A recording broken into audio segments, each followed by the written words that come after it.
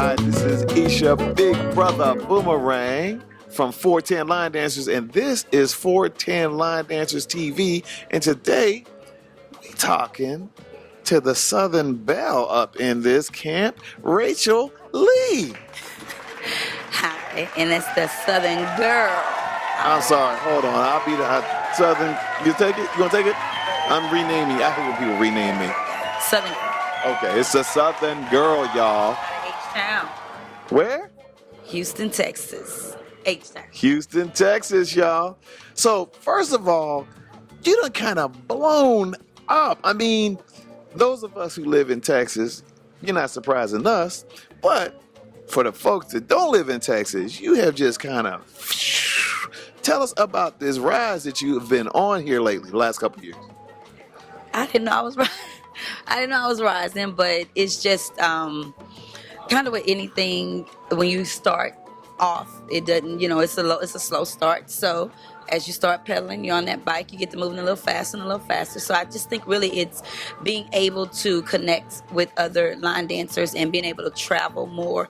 I guess that makes it looks like a blow up, but it's just meeting more family. That's how I look at it. So the more I meet family, the more you're received by family, the more, it seems like you blow up. So we're just having a good time traveling and meeting more line dancers. Well, tell us about, first of all, how did you break away in Houston? Because Houston has a lot going on, but you got a lot going on, and you represent Houston nowadays. So how did you even break out of the Houston thing? And now you're on, well, we in a national stage, and you representing Houston, Texas. How did you even get from one of the folks in Houston to now representing Houston?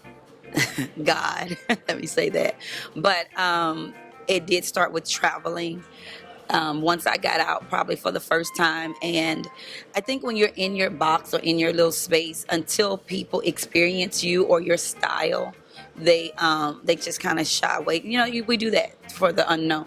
And so the first time someone saw me teach, they were like, "Wow, you got a style. I want more of that." And then I was in, and they just kind of happened to see me teach. It wasn't like I was supposed to be on that platform. And once that happened, it was just another invitation after another invitation.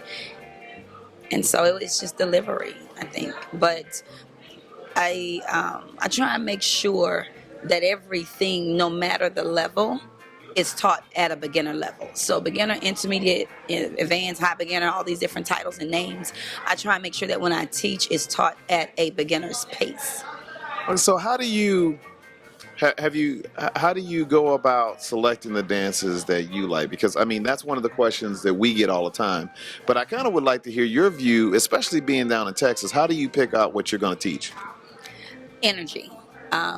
As far as the vibe of the song, steps are always, nice, but you can have nice steps, but if you can't, feel the music, you're not really going to dance.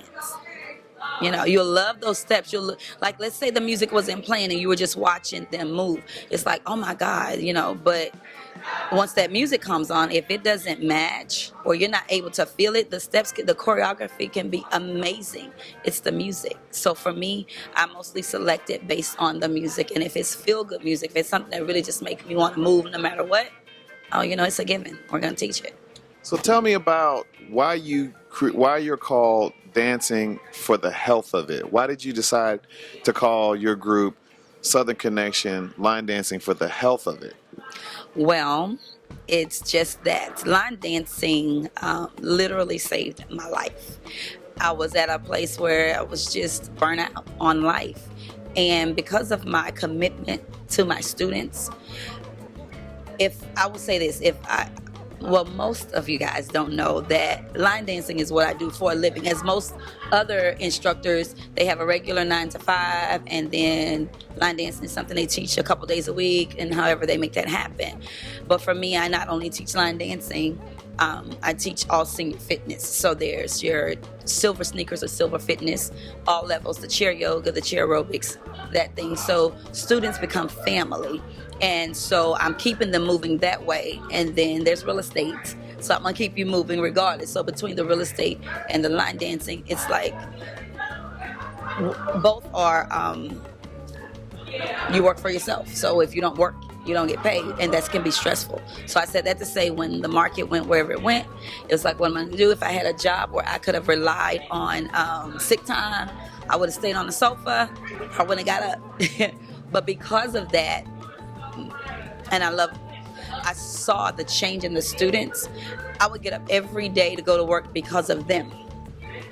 I saw that you've lost 70 pounds, or you don't come to any other class, but you come to this class. So that's the thing that did it. And I realized that their health was changing. My mental health was changing. So when I needed a tag, line dance for the health of it that was it. It fit, it stuck, and we went with it. So you're kind of mentioning something that we've heard a couple of the choreographers mention on a couple of other interviews. You're kind of mentioning into the world of depression. Is that what I think I'm hearing, that this has kind of brought you out of depression, being able to teach line dancing? I won't say depression, just stress. Depression and stress, although people think it's one and the same, they're not. It wasn't so much, I say mental health because you have to have mental clarity to do any job, but stress will kind of bog it down. So I was just kind of stressed at, so what to do next and how to make this happen.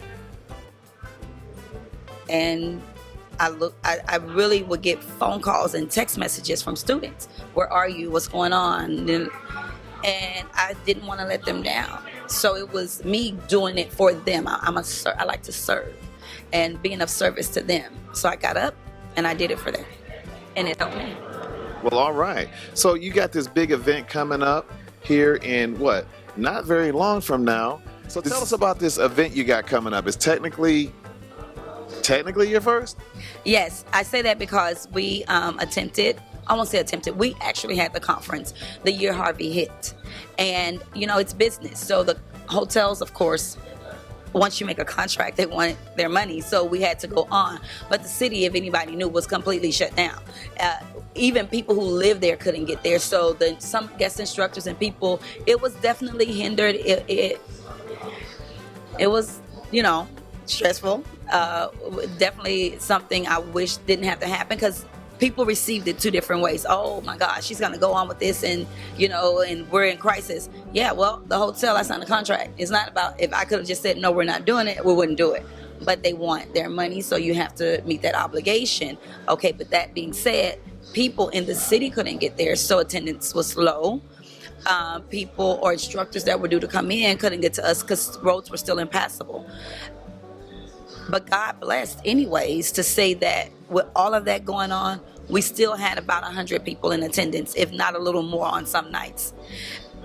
So I decided, we're going to give this a try again, because, I didn't want for that to be the taste that was left in anybody's mouth. So that's why I say it's technically our first one, because of what happened with the situation with Harvey. So you also have like a big group that kind of rolls with you. You do kind of draw a little bit of a crowd. A little bit.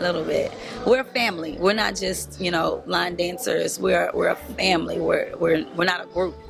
And we not just do this. We go to movies. We go bowling. We attend each other's graduations and retirement parties and all that stuff. And so when it's time to go, it's easier for them to say, okay, I'll go, because it's like, look, we're just hanging out, we're having fun, we're vacationing together as a family, and that's what families do, right? So there goes the following.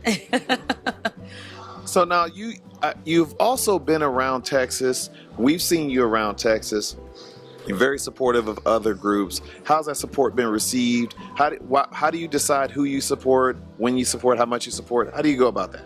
Well, I won't say that it's a decision. It's about availability. Whenever my schedule is free, I'm definitely there. Because of what you say, my large following, when my schedule won't allow for me to be there, because aside from this, I'm still a full-time parent. I still have children at home. How many children you got at home? Okay, so I have 6 children. I have 5 girls. What? 5 girls? Hold up. 6 kids? 5 girls. Oh my gosh. And then I finally got my son. He's the last. So there are 2 left at home. Okay. And sometimes, my son is very active in sports. daughter as well, and I'm not available to get there. But as you said, the following, because of that large family, I'm able to always send them. So I announce everybody's anything, and not just in Houston, around other cities, wherever. And we try and make sure that somebody can always attend, so that we are definitely supporting. So it's not a choice. We support everybody. We go everywhere, provided we can get someone to go. So, do you guys have a website? Because I know you're a little bit more progressive when it comes to the technology. Let me just put it that way. We do. It is www.southernconnection. That's connection with the K.com. Of course, as with all websites, they're not always updated promptly, but we get the information out there. So yes, there's a website. All right, we want to know how we can keep up with the Southern Connection, because you're down in Houston doing big things. We see it up here in Dallas, where it's crunk like that, by the way. So yeah, we definitely see what you're doing. You're doing great stuff, dancing for the health of it. Your meetup group is strong. Tell us about that. Well, yes, we're on Meetup. Here's why. I teach somewhere in the Houston area 7 days a week. Yes, I have a class 7 days. So if you're ever in the Houston area, or you got family or anybody, any day of the week, we can get a class for you. You'll be dancing somewhere. Just be prepared. It's going to be every level, because most of my classes are through the YMCA. And that being said, you have every level of dancer and every ethnicity. So you're going to get everything, beginner, intermediate, advanced, all in one class. It's not, and I can't teach from, some instructors know I'm going to teach these dances today and that's it. I have to judge it when I walk into the class based on the class, who's there, what I'm going to teach, what level, where I'm going to start or how I'm going to end, because of the YMCA. But on the weekends, every Saturday, there's a standing class, 9 to 10:30 at the Marion Park Community Center.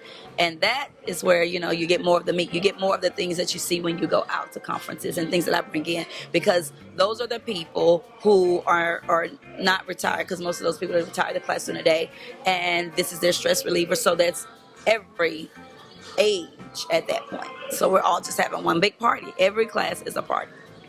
Wow. So I really like how you do it with a family flair, and you make it more family than anything else. That's big, because I just think that more folks want to be in a family and they want to be committed to something. So I think that you're doing great stuff down there. I see all the T-shirts with the Southern Connection on it. Do you design those? Actually, I do. Are those for sale on your website? Is it on www.southernconnectionwithak.com? Can I get one of them? No, you cannot get the website. Just, send us a message and we'll work that out. How about that? All right. This is your Big Brother Boomerang from 410 Line Dancers. We're talking to Rachel Lee, the Southern Girl. The Southern Girl. That's it. The Southern Girl. Let us know what you think. Tell us what you think about our conversation. Tell us, please like, subscribe, comment. Let us know what's going on. And also, we got our event, the Texas Jam, coming up December 13th, 14th, and 15th. We need to see you there. We're going to be in Texas doing it big, because that's what we do in Texas. We do it big. So come on out. Let us know what you think about our conversation. And thank y'all.